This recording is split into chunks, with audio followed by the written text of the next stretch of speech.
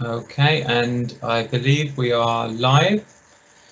So it's me again. So we've had a wonderful set of other rights team members present. I'm just taking over the reins for today. Thank you everybody for joining. As always, just a few quick announcements to start with before we get on to the event for today. We have sadly to say, only a few more speakers left until we have a well-earned rest for summer. And these are Fiona Fiddler and Dan Quintana, and they'll be talking next week and the week after. Fiona will be speaking, just to note, at 11, which is summertime, and this is because she's in Oz, so there's quite a bit of time difference. So we'll be very excited to hear her, but just remember that it's at 11, and then Dan is at the normal time.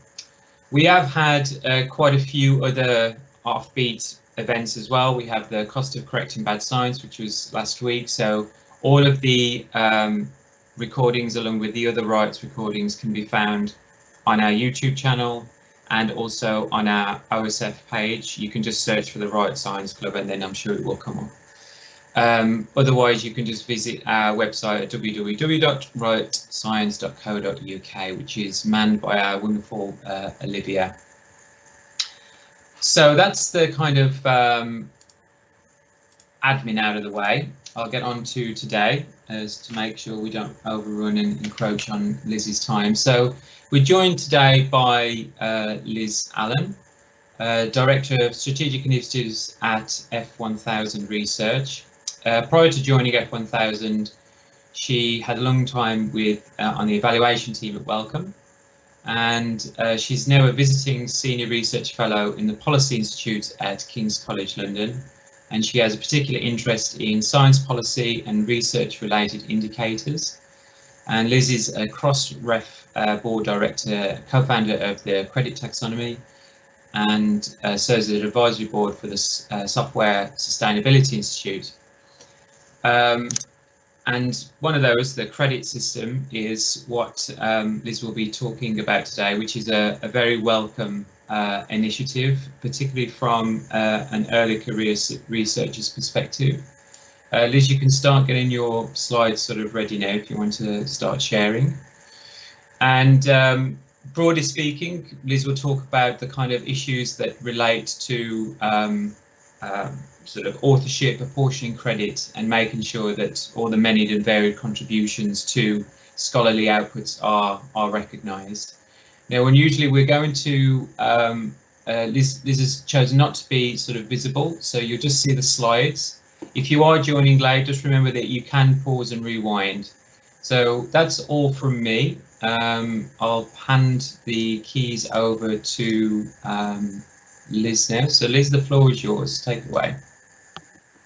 Okay, thanks, and I particularly would like to thank Trevor as well, who's helped me with the technical requirements to get my slides visible so that you don't have to see me, because yeah, much as I'm sure that would have been really lovely, I think I prefer to let the slides and the topic speak for itself.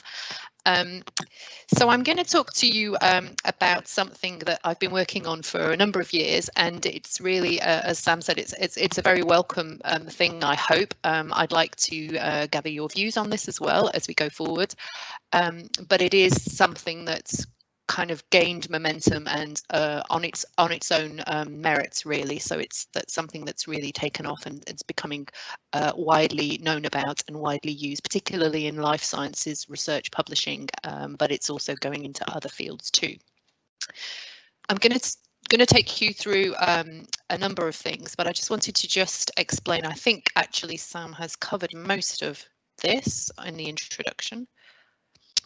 So yeah, I just wanted to tell you a little bit about me so you know where I'm coming from. Essentially that I am working at a science publisher now. I'm Director of Strategic Initiatives at F1000 Research, and I believe that Dimitra Elena is one of my colleagues.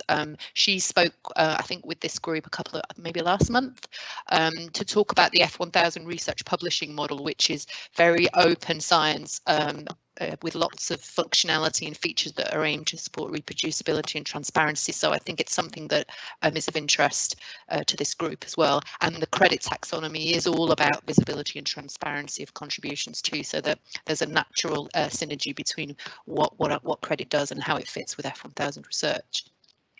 I previously worked at a funding agency, which also is an interesting dimension, and it's why research contributions are really important to funders as well, to find out what people actually have researched and to look at their portfolio more holistically. And CRediT, its origins were around 2010 while I was at the Wellcome Trust. I serve on all things metadata. I'm interested in all things research evaluation and publishing metadata as well. So I'm kind of interested in all the different descriptors that you can apply to research, and that's really where my research interest comes in. And I've been a visiting fellow at King's in the Policy Institute since 2015. I don't do as much as I would like to, because I have another role at F1000 Research, but I do get involved in basically research on research, which is all about how science and research is done and to the best effect. Today I'm just going to give you a bit of background about CRediT. If I was in a room with you, I'd ask you to put your hands up and tell me how many people have actually come across the taxonomy. So I'm assuming it's usually, depending on the audience, in a life science audience, it's usually around a quarter to a half now. That tends to be what we see. In other areas it's less so, but there has been quite a lot of uptake in the last year particularly. I'll take you through some where it's been adopted and implemented and how you might have come across it. Then I'm just going to pose some questions, which goes back to my research interests and what it is allowing, the information that is now providing to allow us to look at how research is done and what we can learn from that. And then I would like to open the floor to everyone on the call to pose some questions. I'd be really interested in your thoughts on it as also. So just to start with a bit of background. So the Contributor Role Taxonomy, it kind of emerged out of a backdrop of some of the challenges in how research is done and finding out who's responsible or authored the work. And as we've gone through in the last sort of 20 years in particular, and the last decade in particular, the concept of authorship, particularly in the way that we publish and share research now, seems in many aspects quite outdated. And it's not really often a very useful way to allow people to describe what their contributions have been to that research. So there's an increasing movement that's saying that authorship conventions on research articles don't really reflect the range and nature of contributions.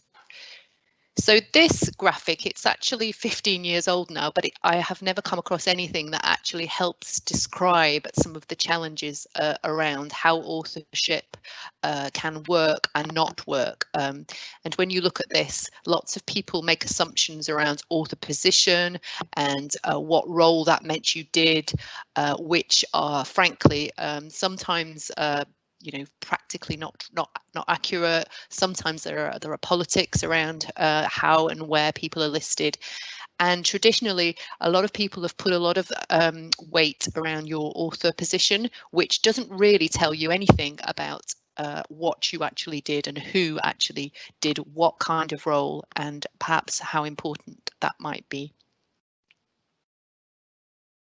Within the publishing industry, this is something that when I moved from working in a funder to working in the publishing sector, I hadn't come across this as much as you see, but there is a lot of information that shows that traditional authorship conventions and the information that is described on a research paper doesn't really provide the proper routes to support accountability around who's responsible and who should be contacted if there is a problem with the research.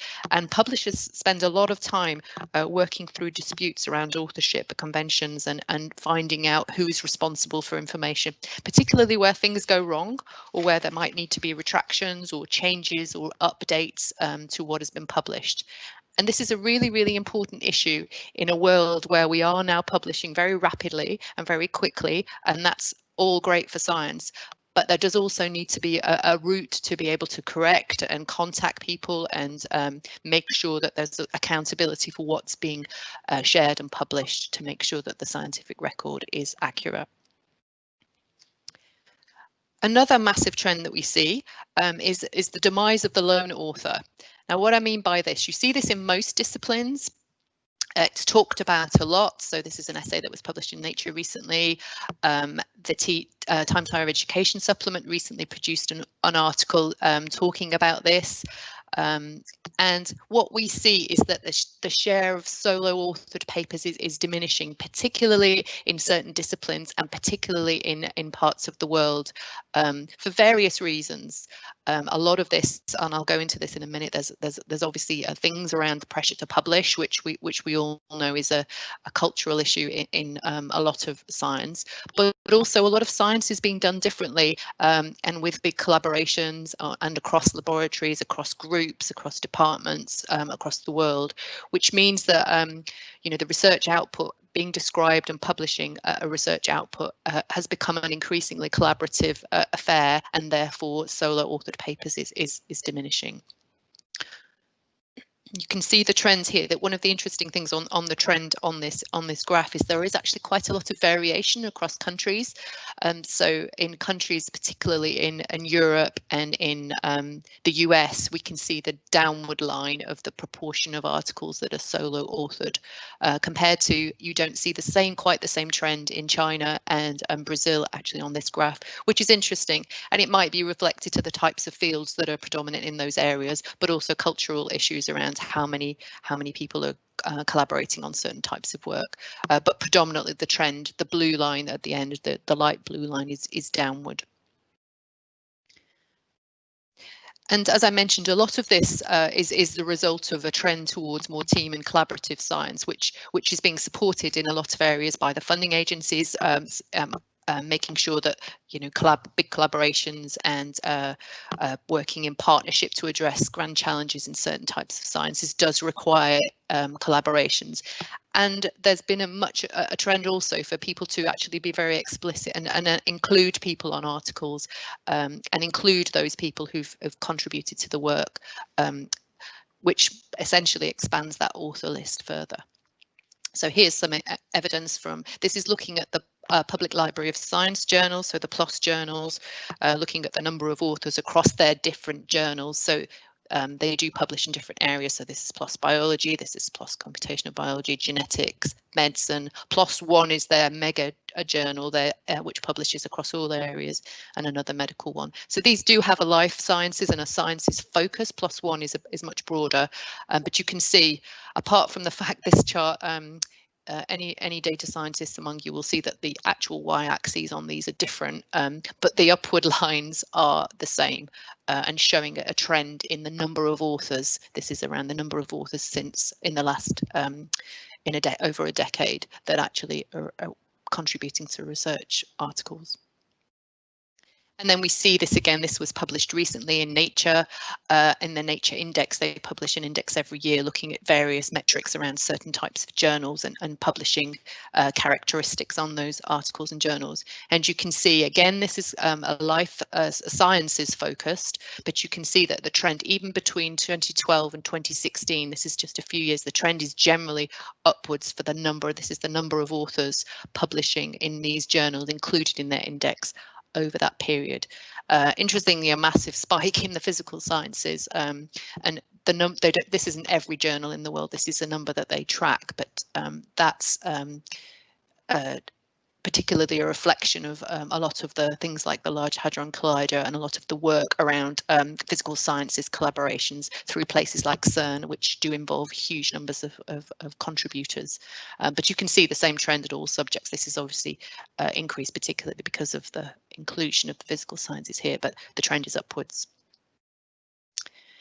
And this is an example of a CERN paper. This is what we see on a lot of articles now. There's now numbers of papers, quite a large volume of papers published each year that have over 1,000 authors on there. And I use the word author in inverted commas. These are people who have contributed to this work and have been included in the author list. This list is put alphabetically, so it doesn't give somebody who's doing any kind of research evaluation or somebody who is in the middle of this author list any visibility or credit around the work that they actually did. So this article has over nearly 3,000 authors from across 169 research institutions, and that concept of authorship in this model is really, really, unhelpful, and it's important to have people, visible for the recognition, recognised and visible for the work that they've done, but we could do a lot better on helping to understand how that works and who's contributed. A lot of the issue around why that information is important is related to things like research assessment, which we know is a major changing in context over the last 20 years in particular, and that's why information is important. It's been thrust into the limelight that we really need to know more about who's contributed what to allow people to get credit and visibility for the work that they do, in competitive funding cycles, when they apply for tenureship. So people do want evidence and be able to support and show what they've done, and sometimes if they're in the 10th author of a large article where there's numbers of authors in that article, it's really hard to do that. And publications of research isn't the only thing, of course, that's important from research, but it still is a major a major output coming from research, and it's important that where we're supporting publishing of research, that we make sure that the information that's included in that is helpful to those contributing to that, and the researchers particularly. Related to this, obviously, is the concept of, you've probably heard of the phrase, the publish or perish culture. I mean, how true that is across all different disciplines, it does vary quite a lot, but particularly in the life and medical sciences, it's a well-known issue. And there are many, many articles talking about how whether the culture exists in what it actually has done to support or actually cause problems for science. So your first paper there is about saying that actually does it actually worsen trustworthiness in articles if you're encouraging people to publish as much to support their research careers, so that perhaps they're publishing things that aren't as developed as perhaps they should be.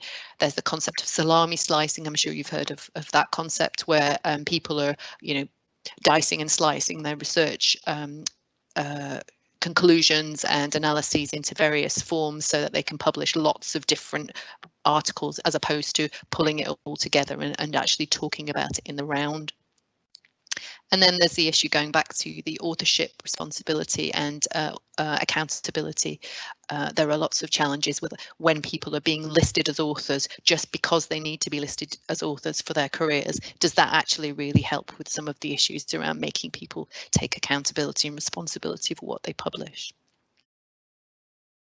And they're all kind of contextual things, and some of those are the quite negative, the areas that I've covered so far. So the accountability issue, the fact that authorship might not reflect the range of contributions, the growth in team science and the demise of the lone author, the publish or perish culture.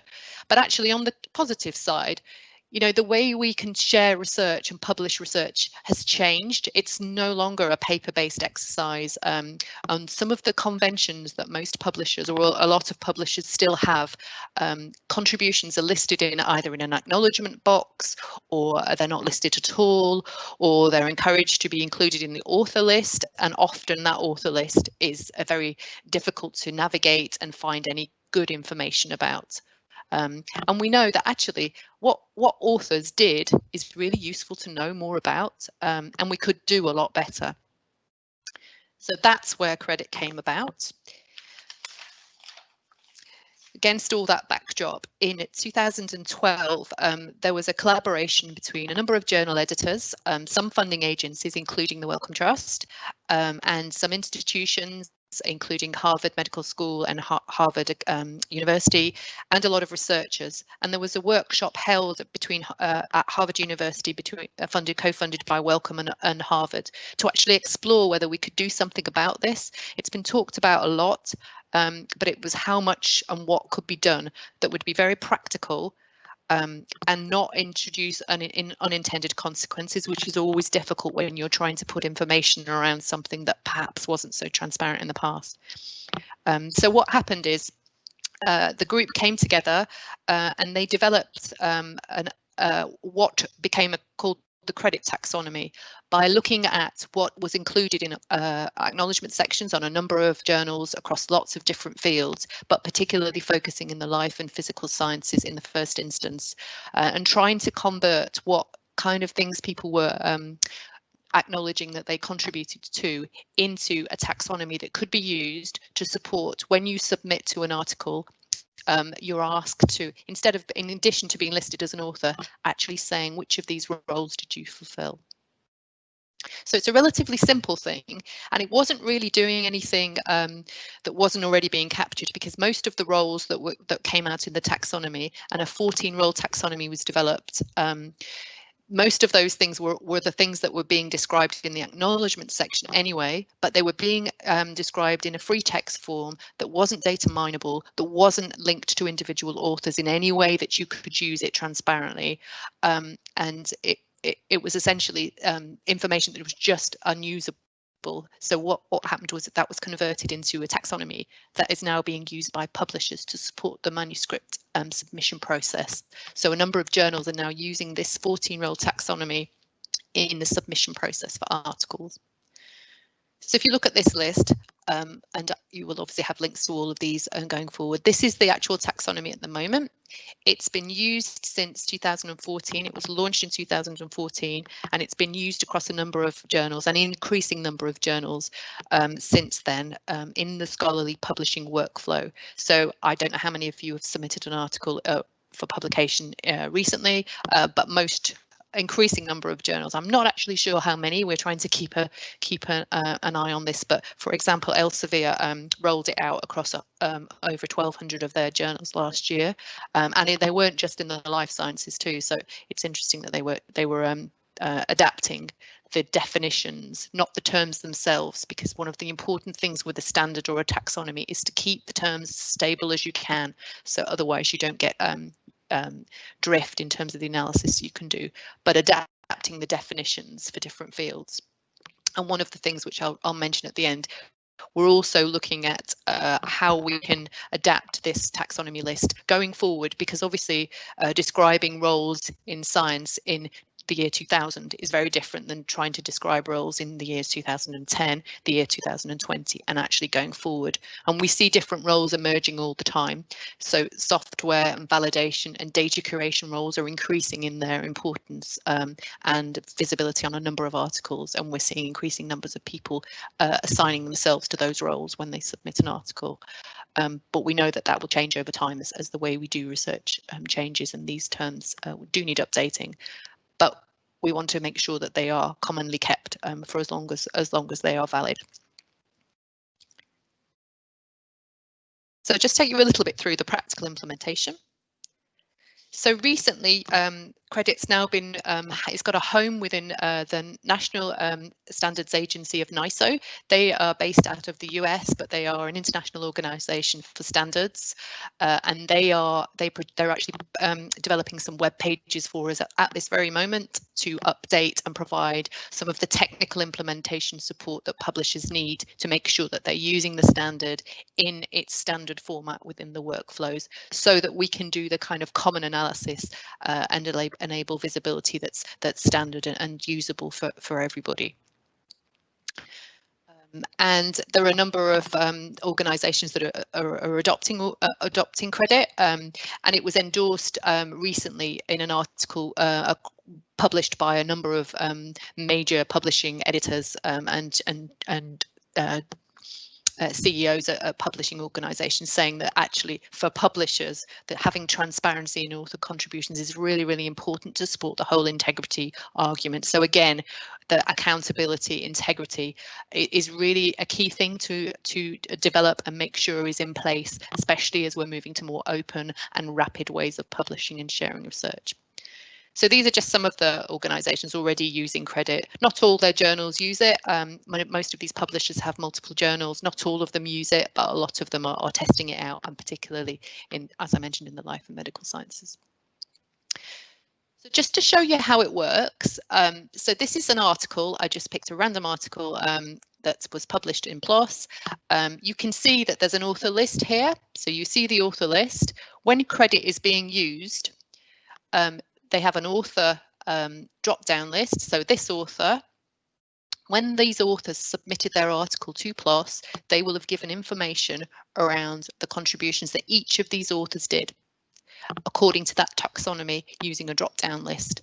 So Casper played all these roles. Casper is the lead author, done quite a lot of the different roles, which is kind of what you'd expect.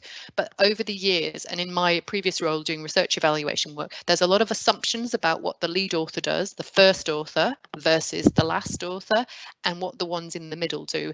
And it was always the ones in the middle who tended to miss out, and you would have no real idea about what they'd done. And when those middle authors in particular were submitting an article or sorry, for a grant, or they were sending their CV off for a job or something, it's always quite difficult for them to, middle authors to say, oh, here I have played a major role, but I wasn't actually listed first. And there's lots of game playing, and this gives people the opportunity to show how they've contributed. And increasingly, if you were, I'll show you an example in a moment, this author, so you can see again what Nick did, and has done different things. You can see it's a different mix of things. So traditionally, a lot of articles now include DOIs and digital object identifiers for things like data sets or research software that's described in the article. And now Nick can say, I provided the resource for this piece of software or data analysis, and actually you can look at the usage statistics on that piece of data as well as the article. So Nick, when he's submitting an application somewhere, he can talk about the impact of the work that he did, particularly in relation to the software or the data, and it starts to connect that piece together. So the unit of assessment is kind of moving away from the concept of just having statistics on the article. And if you're not first author, it's quite hard to traditionally have got credit. Now you can start to look at what people have done, contributed to that work, and have much more transparency on that, and potentially link to any articles or data sets or software or other research resources being described in an article or elsewhere. This is another way to represent it. So if you click on about the authors, so when you can click on the PLOS website, you can click on individual authors and see what they did. But also you can, if you click on the author tab, you have a list. So you get the whole list of who's done what. So you can see that. Again, if you were looking for potential collaborators or peer reviewers for your work, it's another way to for you to say, I really enjoyed looking at that data set, or I really enjoyed that software. It was really useful to me. I'm going to find out who did that, and I'll contact them. So it's another way to support that. And we also see, as I'll mention in a moment, we're also starting to see organisations looking at how identification of individual authors can support a selection of things, peer reviewers for particular pieces of work. So if you see a really important data article that's got some really great data and you want a data reviewer, you can start to pull out and have information on those individuals. Just to show you another example, so this is one of F1000 Research's publishing platforms. This is the collaboration we have with the Wellcome Trust. Again, they include author details on all of their articles. So you can see here, again, it's the middle authors have done, you can see that they've done a different mix of things, which previously would never be able to get to that kind of information. All of this is what we call included in, it's got an XML link to it, so you can actually, it's included in the article details, so you can mine this information as well. So most publishers who are collecting credit are collecting this information in a digital format that you can mine and do any analysis on. And this is where people are building potential products on top of this to look at how they can use it. So at the moment, credit's being mainly used within the scholarly workflow. It was invented as a practical way to give transparency to information that was generally already being captured by publishers, but was just not making usable. So we've tried to make that usable through this system. Now, other organisations are now looking at how it could be used to support other parts of the research ecosystem. So the University of Glasgow, for instance, is using CRediT to support their tenure programme. So they're using the categories to help people describe their careers and what they've contributed to. So they've started to use articles, and to be able to pull out some of that information I showed you and actually allow people to use that in their research profile and career descriptors that they use there for their performance and tenureship discussions. There's an app that literally I found out about this week. There's a couple of groups working on developing apps based that you could have perhaps in your laboratory or perhaps related to a research grant or a department, that when you get a grant, for example, you just put into an app all the roles that everyone has done, and you can update it and change it for different projects. And then when you submit to a journal, instead of having to submit it to a different journal and change how the workflow, as I mentioned, I showed PLOS and I showed F1000, our workflow is slightly different. Some publishers are using the same systems, and increasingly we're looking to kind of harmonise that, because it's a real pain if you submit to different places and the information you're asked for is different every time. But this app would be publisher agnostic, so you basically put your information into it before you start publishing, and then when you publish, assuming things haven't changed, and you, as I mentioned, you can change this app, you can then submit to different publishers using this app, and it saves you loads of time. Oh, sorry. And then there's another organisation. This is another example. There's a relatively new organisation called Rescognito. I don't know if people have heard of it. They are working with organisations like ORCID to make sure that all kinds of research contributions are visible and linked to ORCID as well. But they're also building in the CRediT taxonomy there. So it's about a credit system, so a system of author profiles that's using ORCID IDs and linking contributions to specific research outputs, and giving the information about what their contributions have been at a higher level.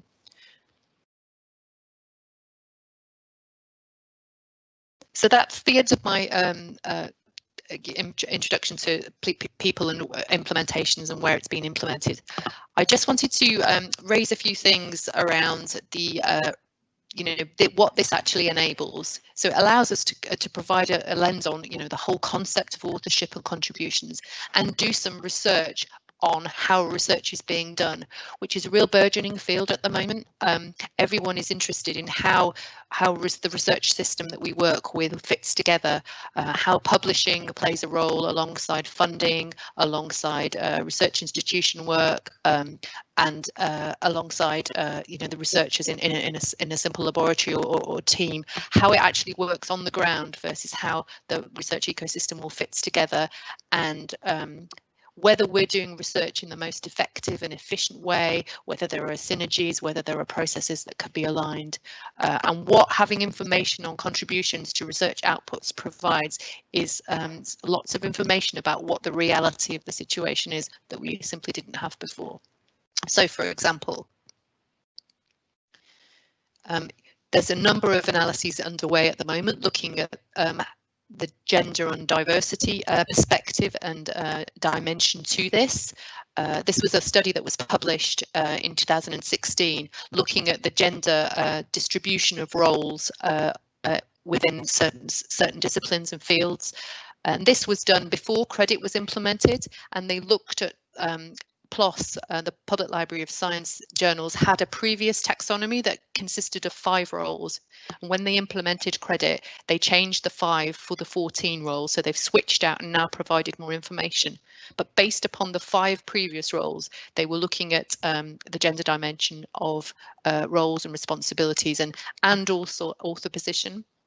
So that's a really interesting aspect of how we do research and how we make sure that we have a good mix and balance in that. And they're updating the study at the moment now using the CRediT taxonomy to look at whether we've got much more information that we can look at now, and if there are policy implications for that. Related to that is the division of labour, looking at how middle authors and how different people contribute to that work, on what products and outputs they contribute to, and another side of that is the evolution of gender, roles that people play over time. So looking at the different things people have described that they do over time. Again, related to the transparency issue, how much information is needed to support discussions around accountability and transparency, and particularly in today's research world, where, as I mentioned, things are being published openly and fast, and that's really, really important. But we need the checks and balances in the system to support that, and authorship, accountability, and contribution visibility is a really important part of that. And then something that's really, really interesting is there's lots of discussions around team science, and certain areas are really pushing towards the concept of team science. It even has a phrase, that's what it's a well-known phrase, team science. And there's quite a lot of research underway looking at team sizes and when collaborations are important, and when they work, what situations they work best, and when they perhaps don't work as well. Is there a maximum team size? Is there a minimum team size for certain areas of science? So there's basically a subject called the science of collaboration underway. There's lots of work going on looking at that, but also related to that, there's all politics around how and who contributes to that. And in a large environment when lots of people are working together, are there biases? Are there problems with that? How can we provide some transparency and understanding about some of those issues? And again, having more visibility of authorship roles really contributes to that. And this opinion piece was published a couple of months ago. Actually, it's really interesting looking at, obviously you can see the references here, looking at how authors overestimate their contributions, and it was interesting to look at author roles and positions in relation to where the overestimation is. So those are sort of a few of the areas that there's lots of opportunities to do more research on research and understand how we can, if there are policy implications and ways that we could work better to learn from just simply having more information on contributions. And just in terms of CRediT, there are a number of initiatives also supporting the use of CRediT to support involvement in team science. One of the things that we do want to encourage is where teams are needed, where large teams are needed, we need to make sure that there's an incentive for researchers who won't get to be first author, who will be an author in a large multi-authored list.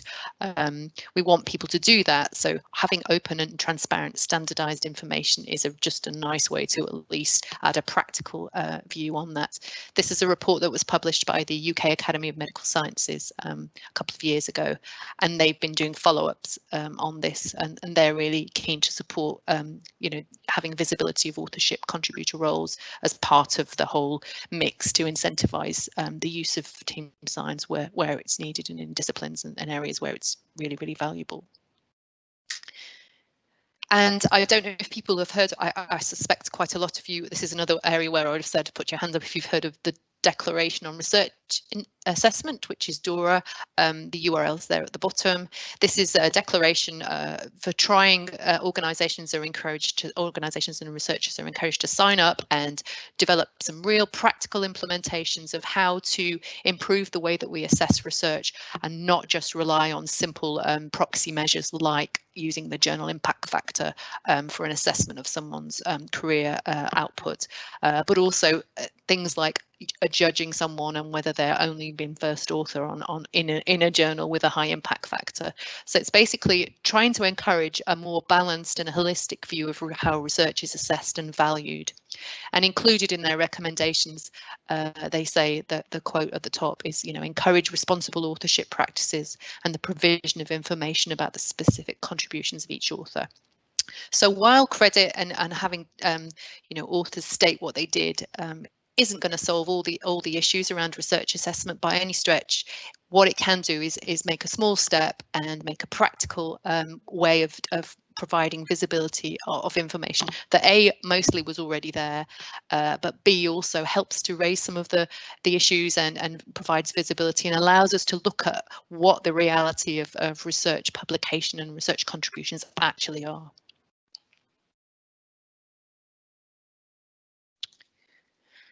So before I finish, I just wanted to, and I'd like to throw it open to you. I'd like to get some questions and some ideas around what you think. I just wanted to raise some of the, we are aware that when you start something new, when you provide information that wasn't already there, when you chase, not necessarily metrics, but when you are encouraging people to say very specifically what they've done, there can be unintended consequences.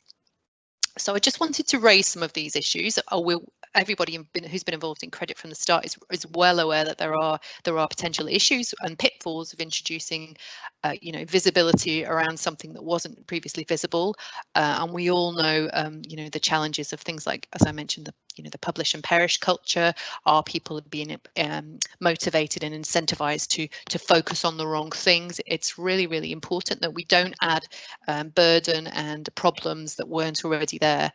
And the intention of CRediT was never to, go into this, create bad things. It was intended to be a practical step to making improvements to how we do research.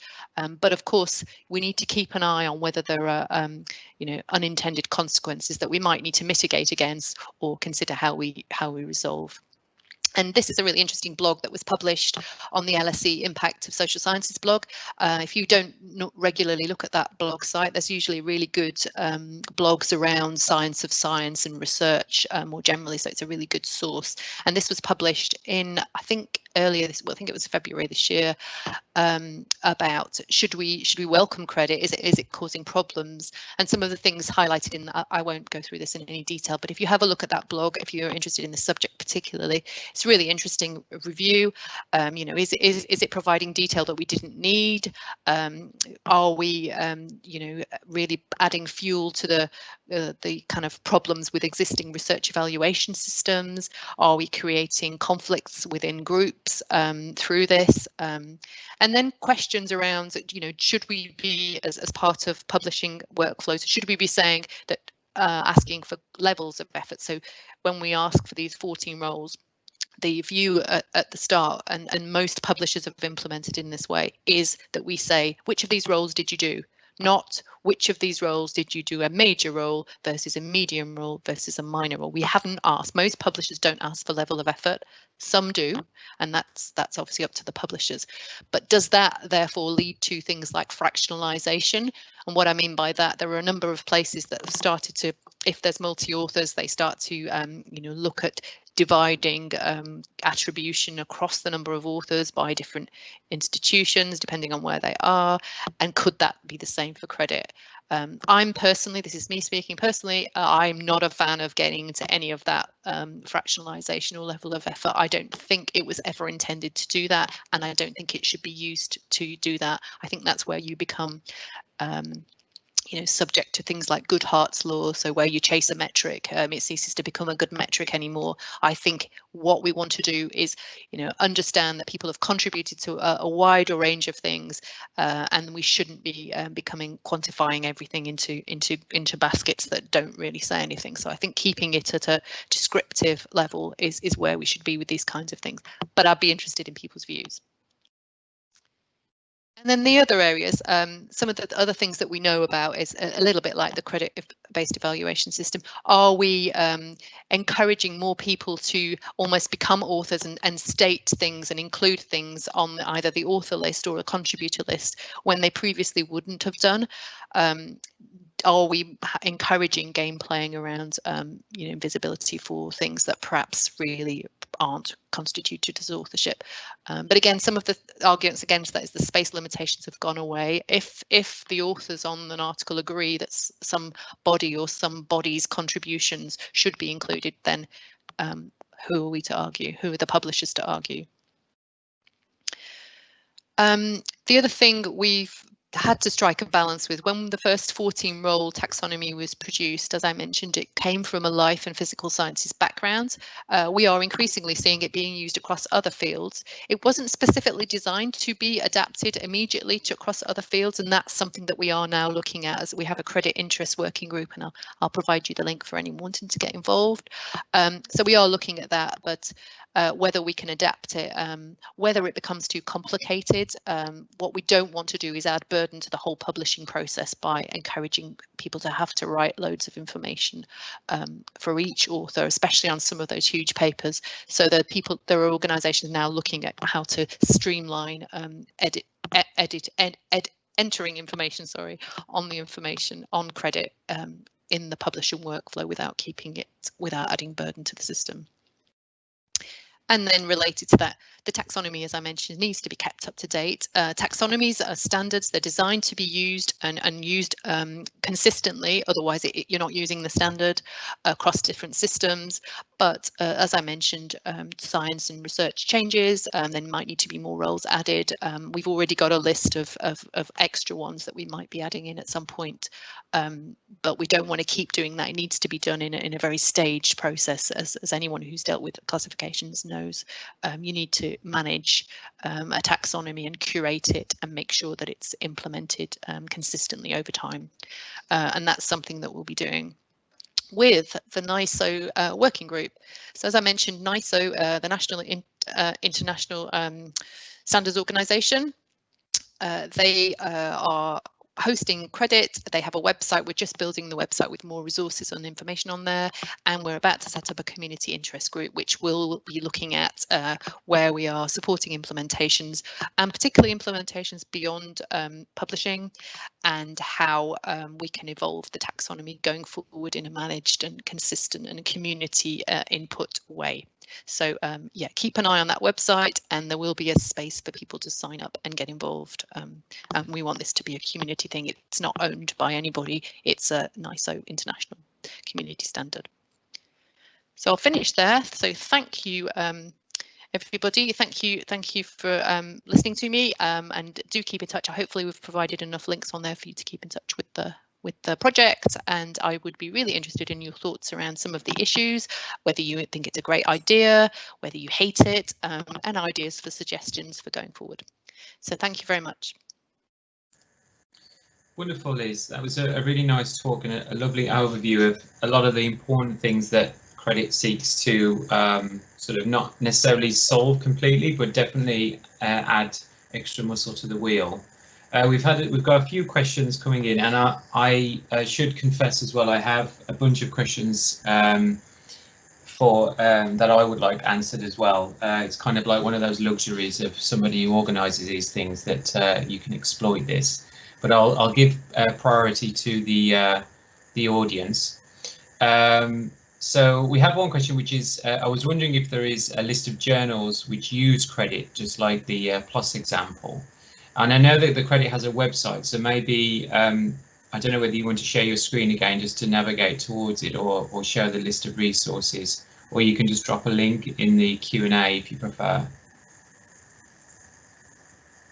Yes, so a really good question, and we're working on it. So I know quite a lot of publishers. We literally have just merged from, where am I going? So yeah, here. Sorry about this. I'm going to make you all dizzy. So yeah, on that site there will be a list of journals, starting with publishers, but there will also be a list of journals that have implemented it too. We're just pulling that together now, so it will be there, and that's a really, really good question. It's not quite there. There isn't a resource to say that right now. We moved from an organisation called CRediT, who hosted the first iteration of the taxonomy, and it's being pulled over to NISO because they're a standards agency and they can help us manage that going forward better. So that's why we're in a bit of limbo at the moment. But yeah, really good question. Perhaps when the list is there, I could send a link to you. Yeah. Can you share it? Sorry, Sam, and you can share it with them. Share it with the team. But yeah, good question. Yeah. But whoever's really interested in that, keep an eye on that website, and it will be updated at some point soon. Right, that's really good. So the next question is, says, I'm a fan of CRediT, but it doesn't solve all the thorny issues around who is first, last, corresponding author, etc., or does it? Yeah, good question again. No, it doesn't solve all the thorny issues, and the thorny issues are often political issues, right? And also, you know, conventions, and I think what it does do is it starts to break down some of that reliance on first author, last author. That's kind of what we're trying to do from that point of view, from that dimension. What we do is, if you don't get to be first author for various reasons, and it might be that, you know, perhaps the first author did do most of the, you know, key work, but we know that that's not often the case. What it does do is at least provides information for everybody else that previously wasn't there. So it starts to address that issue, but no, it doesn't break down all the thorny issues around that. Interestingly, though, I didn't put that as one of the subjects. Whoever's interested in that, and obviously in it, I'm really interested in all this. When we did that first analysis, we've done a bit of analysis looking at all the PLOS implementations of CRediT, and there's 20,000, maybe more now, articles have got CRediT on them, and we've done some analysis looking at that. There's a team in Canada, and the same team that were looking at the gender roles work, they're looking at you know, what people do in the different author positions. And actually, I'd never seen any information that shows that actually in the analysis that they did, the first authors had listed more categories than anyone else. Now, that doesn't mean they did that. Of course, that could be the last research project, you know, people overestimating what they actually did. There could be some of that in there. But actually, I've never actually seen any information that shows that the first authors actually have picked a load of these categories and done a lot of this work. So maybe in many cases, in a lot of cases, it's right that someone gets to be first author if we're putting hierarchies on systems. But yeah, I think one size doesn't fit all. There's lots of reasons why people get to be in certain positions, but I think what CRediT can do is at least start to provide some visibility for everybody else if you don't get to be that lucky. Absolutely. I think the best way to sort of, well, not the best way, but one way to put it is that it sort of constrains the kind of those thorny issues rather than removing them completely. And I think in a number of papers you published on it, you've sort of articulated it in a way of sort of presenting sort of a framework to facilitate discussions. So it's not going to be a panacea to these issues. It's more of a facilitator for people who otherwise miss out. Yeah, I mean, the other thing, just to add to that, I mean, again, that's a really good question. We've had some journals and some discussion within the CRediT community that I work with so far, is actually, could you remove authors totally from an article and just publish the title and the article and then have the contributors listed, and then you could list them alphabetically with, or in some way. I mean, I would say alphabetically because I have a name beginning with A, right? So I'm happy go. I'm fine here. But you could imagine having, you know, another way of showing who did what. The challenge with that has obviously the accountability issue, and the authorship traditionally has been tied to copyright and things around the sort of legalities of an article as well. So there are some reasons why authorship is retained, and we keep the authorship and we add the contributor roles to that and have them both. But yeah, you could imagine that, you know, why do you need why do you need the authorship listed as is? And I guess somebody's always going to get listed first because that's just what you do, I guess. But maybe it could be the contribution roles listed alphabetically and you assign people to those rather than having it the other way around. We just haven't got there yet, but there are other ways of thinking about it. Yeah, and just sort of to intrude something else on that is that I've noticed mention as well in previous articles on this that you could go one step further with each of the contributor roles and sort of specify whether the person was a lead or a support or played an equal role in the different contributor roles. I don't know whether you wanted to comment on that, but maybe that could even provide an even more granulated way. Yeah, I mean, it's a good question. I sort of mentioned that. Maybe I wasn't very clear at the end when I talked about level of effort, that's what I meant by level of contribution. So some publishers already allow you to do that. So they allow you to put your CRediT contributions in, and then they allow you to say equal lead. I think they'd split it into lead, major, minor. So there's a couple of journal publishers do that already. We haven't done that F1000 research, and PLOS doesn't do that either. I personally, this is my personal view, is I don't necessarily think that is practically helpful at this point. It might be something to come. I worry about all this, you know, fractionalization and trying to put precision on people's contributions that really aren't that important in terms of the kind of analysis you might do about that. I think it's more about people being able to say, look, I did this major role on this article. I didn't do 60% of it and he did 10% of it. I personally have tried to avoid getting into that, but I do understand that, you know, there is some discussion about whether that's the right way to go as well. At the moment, the basic implementation of CRediT is without that extra feature, but some journals have offered it on top, so that's up to them. Right. So we have another question from the audience. So how could CRediT be used when publishing in journals that haven't implemented it yet? And it follows that by saying, do you have any recommendations for authors, such as separate platform like Res Cognito, or including a CRediT XML in the publication supplement materials? You've already sort of touched on that, but I don't know whether you have any residual comments. Yeah, so in theory, you can authors, when they put the contributor statement in, if a journal isn't capturing it already, normally a journal would ask, most journals that I've ever come across, and particularly I guess for the kind of community that are on this webinar, would have an acknowledgement section at least, and you're encouraged to say what your contributions it's either in the acknowledgement section, or there actually is a contribution section there. And if you wanted to split your authors into that CRediT taxonomy yourself, you can absolutely do that. Most journals would accept that, I would imagine, unless they've got massive space limitations, which they shouldn't really have for something like this. So you can do that, and that's what I think that Tenzing app, that's what that is looking to do as well. So there are things coming up now that will support that kind of demand for, you know, where the template doesn't exist for you to enter that information. But I would encourage anyone who's, you know, the person who asked that question, really great question, and I'm glad, because it makes it sound like you're a big supporter. Yeah, just submit. When you submit to a journal and they don't collect it, you say, I want to submit using this taxonomy, just do it, and they will listen to feedback from authors and they will adapt it. Often it's a workflow issue. Most journals are not worried about, we've had so much uptake from you know, publishers. It's more a case of them having to change their workflow that's the problem, rather than they disagree with it. That's what we've seen. Yeah. Wonderful. Yeah, I think I totally agree. I think it's just a kind of a more spelt out version of the acknowledgement section, so it should be easily incorporated in sort of the existing traditional way of Yeah. acknowledgements.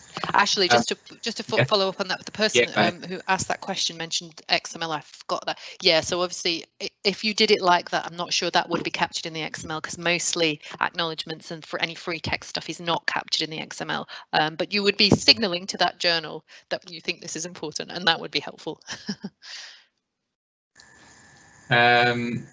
So the next question is, so there's one question about sort of authorship disputes and the kind of thorny and issues that we touched on before, and they say that, so in my opinion, authorship disputes arise because the conversation of who the authors are and where they sit in the authorship order is had too late. So how can the CRediT system help this, if at all? Yeah, really good question. That's absolutely accurate. That's what publishers say. It's, I mean, authorships dispute occur once the article's published, usually, or when it's going through the publishing process. So yeah, you're right. If the information hasn't been agreed, and that this is extra information for authors to argue over, right? So yes, exactly right. That's again what that Tenzing app is supposed to be looking at, so that there's agreement within a research team before you go, before you start publishing, which I can understand the strength in that as well. Author disputes, you know, they're relatively small in number compared to the vast volume of things that are published, but I don't dispute that it's an important issue. And you're right. If you're working in a situation where you think there might be author disputes, I guess having this discussion a little bit earlier on yourselves would be really helpful, just to clarify that. But yeah, the app and a couple of there is a couple of other discussions, sort of technology apps out there being developed at the moment as well, that I think are hooking into this to basically provide not just CRediT, but other information that's publisher agnostic, that's all prepared before you even start submitting to journals. So it's just all there, and it just pipes straight into publisher workflows, rather than you have to keep entering it many times in different places in slightly different ways, which I know is really, really annoying for authors. Yes. Yeah. So Alex Holcomb, I think is how you pronounce that. So he recently did a Medium blog that sort of drew attention to this Tenzing app. It is his. I didn't want to use his name because I wasn't sure if it's, it's absolutely, he's great. He works in the psychology community as well. So he's a massive CRediT supporter. So he sort of makes the point that it's important, I guess, to sort of set standards or expectations early on, and I guess that as a mutual benefit, not just that it sort of people can do work in the sort of safe assurance that they will be recognised, but also they know exactly what to do and what their contributions will be. But it's also the app produces a sort of script, so you really don't need to do that much. You just plug everything into some sort of algorithm, and then it will have it all feed it out, so you can just copy and paste it. I believe, I haven't tried it out, but I think it works something like that. Yeah, I think it's in beta. So if anyone wants to have a look at that, and contact Alex, he's really open for people to talk to him, and he'd be interested if people wanted to try to use it as well, I imagine. Yeah, and I think it also does the annotated list of authors with affiliations as well. So the sort of first page on a manuscript, it will list the authors, as per journal guidelines, with all of the affiliations as well, and the superscript. So it's actually quite a nice nifty toolkit to make things that little bit easier. So there's another question here, which is, can CRediT be applied to peer review or even to grant funding applications? So both areas of research rely on senior academics, but ECRs are often called upon to provide input. This can sometimes lead to ghost peer review or ghost advice for grants. Do you have any thoughts on that, Liz? I have many thoughts on that. A really good question. Yeah, I do care. I care massively. I'm just not sure CRediT can solve that right now. The ghost authorship is another issue which helped CRediT get credence as well, because people realise that there's a lot of that going on. At the moment we've been asked about CRediT for peer review particularly. I think that's probably the easiest next step, I guess, thinking about that, and also looking at roles on that. That's again one of the CRediT interest groups. One of the areas that we've been asked about is whether we could add a couple of roles on to actually focus specifically on, that I did the peer review on this article. You could imagine that adding that to the XML of an article in its, DOI final version of record, that here's the article and here's who peer reviewed it. And the open peer review, if you listen to the F1000 talk a few weeks ago, or if you know anything about it, we do completely open peer review with open names, open identities, full ORCID IDs, to give visibility for the peer review role. So the peer reviewers are already tied to our XML, but most publishers, in most publishing, that isn't the case. So you could imagine that if a journal wanted to offer that service and add on the peer review contribution to the general contribution of the article, because it's basically, these are the people who've contributed to this work, these are the reviewers who've enhanced it hopefully through the peer review process, why are they not all part of that piece? So yeah, really good question. We're not there. It's something that's been talked about a lot. It's and again, maybe if that person wants to keep on the loop, join us, it'd be really good. Grants, I don't think we got there yet, but I think something like that app, again, you could imagine someone shaping a grant application and piping that into a grant application system. Grant application systems are a little bit like publishing workflow systems, that they're quite hard to navigate and different organizations use different ones. So something like an app that's interoperable is obviously something that would be helpful. But I don't think the discussions have got very far on that in the CRediT with grants, but with peer review, absolutely. Yeah, I couldn't agree more. I just quickly say that I think the idea of a lone peer reviewer as well may be quite outmoded soon, because we're becoming more and more specialised, and I think there's a lot of attention now on sort of the computational reproducibility of papers, and very often you need to seek advice from a statistician or some person who's particularly expert in a very niche area of research, and they just go uncredited because they weren't the person that was asked to review the paper. Yeah. I don't know whether there's any data on that, or whether you want to pass comment. Yeah, sorry, I forgot about that part of it again. Yeah, postdocs and people in labs and departments actually doing most of the work. So it's the ghost peer review, as well as people being leaned on and not getting any credit for it.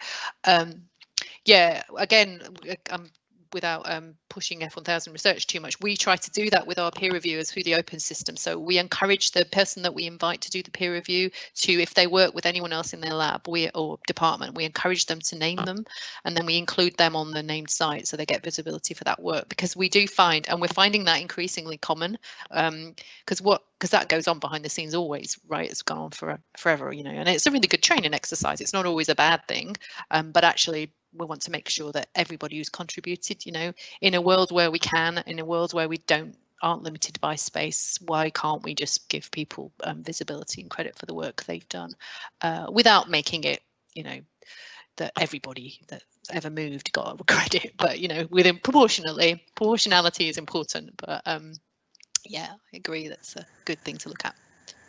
Yeah, wonderful. Well, we are sort of past the hour and we've exhausted all of our questions, so I will end the event now. Liz, you can stay on the call and we'll have a quick debrief, but thank you everybody for coming.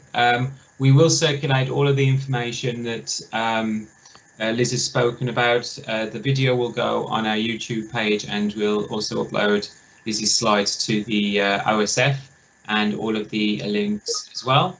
But yes, until next week, I'll see everybody on Twitter and everywhere else. Please do join us next week at 11. Don't forget, where we're joined by Fiona Fiddler, who will talk about replicats.